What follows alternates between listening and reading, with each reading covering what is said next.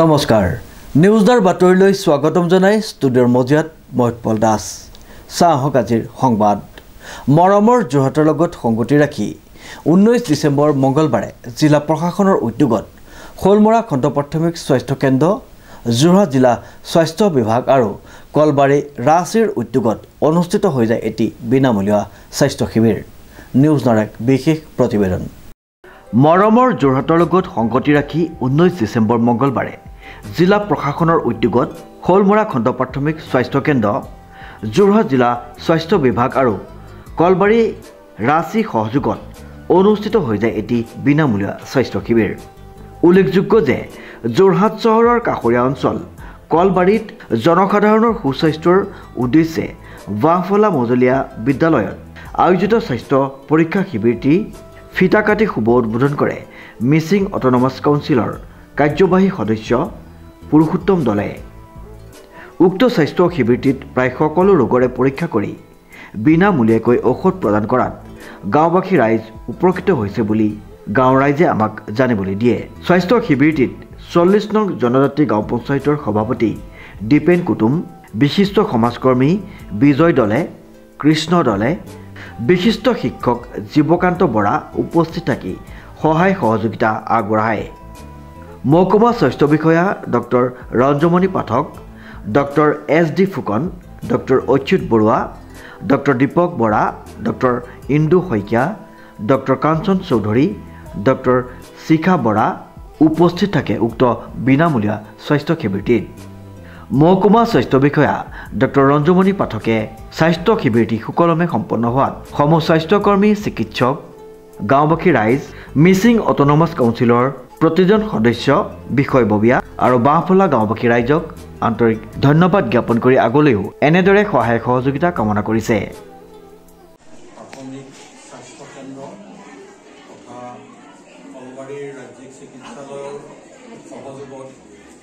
অনুষ্ঠিত হোৱা আজিৰ এই স্বাস্থ্য মেলা অভিযানত উপস্থিত থকা আমাৰ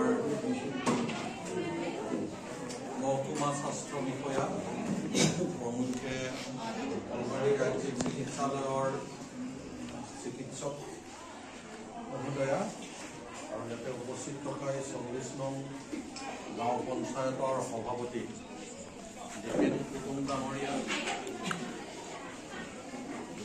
কলবাৰী ৰাজ্যিক চিকিৎসালয় পৰিচালনা সমিতিৰ সভাপতি বিজয় দলে ডাঙৰীয়া এই বিদ্যালয়ৰ প্ৰধান শিক্ষক মহোদয় আৰু আমাৰ কৃষ্ণ দলে ডাঙৰীয়াকে প্ৰমুখ কৰি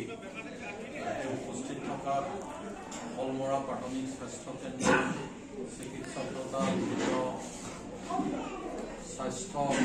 সেৱাৰ লগত জড়িত বিষয়া কৰ্মচাৰীসকল কলবাৰী ৰাজ্যিক চিকিৎসালয়ৰো বিভিন্ন কৰ্মচাৰী বা বিষয়াসকল প্ৰথমে মই আজিৰ আপোনালোকৰ এই অনুষ্ঠানত উপস্থিত থকাৰ বাবে নিজকে ধন্য মানিছোঁ যিহেতু আমি মিচিং অটোনমাস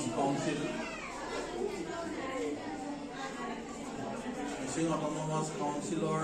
মই EM হিচাপে দুটা ডিপাৰ্টমেণ্ট চাওঁ তাৰে এটা ডিপাৰ্টমেণ্ট হৈছে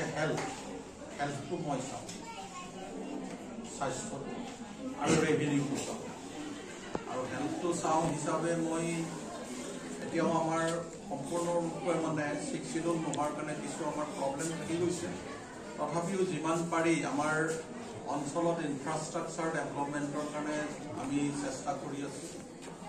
যেনেকৈ কলবাৰী ৰাজ্যিক চিকিৎসালয়ৰ বাউণ্ডাৰী ৱালখনো আমি ইতিমধ্যে নিৰ্মাণ কৰিছোঁ ইনকমপ্লিট হৈছে যদিও হ'বগৈ নেক্সট পৰ্যায়ত 15 লাখ টকা তাত আমি খৰচ কৰিছোঁ বা বাহফলা যিটো CHC কাৰেঙৰ যিটো কাৰেং চাকৰিৰ যিটো আপোনাৰ হেল্থ চাব চেণ্টাৰ এইবিলাকো আমি বাউণ্ডাৰী ৱাল নিৰ্মাণ কৰি থৈছোঁ বা বৰমুকলিৰো পূৰ্বতে আমি নিৰ্মাণ কৰি থৈছোঁ যি নহওক এটা প্ৰচেছ হাতত লৈ আছোঁ কিন্তু ইয়াত আমি আজিৰ এই কাৰ্যসূচী সম্পৰ্কে দুটামান কথা ক'ব বিচাৰোঁ এই কাৰ্যসূচী অসম চৰকাৰৰ অন্যতম এটা ভাল অভিলাষী আঁচনি বুলিয়ে মই ক'ব লাগিব আৰু তাক আজি খোলমৰা PHC ৰূপায়ণ কৰিবলৈ গৈছে ই অত্যন্ত জনমুখী তাৰমানে জনমুখী এইকাৰণে আমি জনসাধাৰণ এই অঞ্চলৰ জনসাধাৰণে ইয়াৰ পৰা যথেষ্ট উপকৃত আমি পিছপৰা অঞ্চলৰ ৰাইজ এই অঞ্চল উত্তৰ পশ্চিম যোৰহাটৰ পিছপৰা অঞ্চলত আমি বসবাস কৰোঁ আজি ৰাস্তা পদূলিৰ কিছু উন্নতি ঘটিছে যদিও স্বাস্থ্য সেৱাৰ ক্ষেত্ৰত আমি যিমানবোৰ ফেচিলিটি থকা এখন হস্পিটেল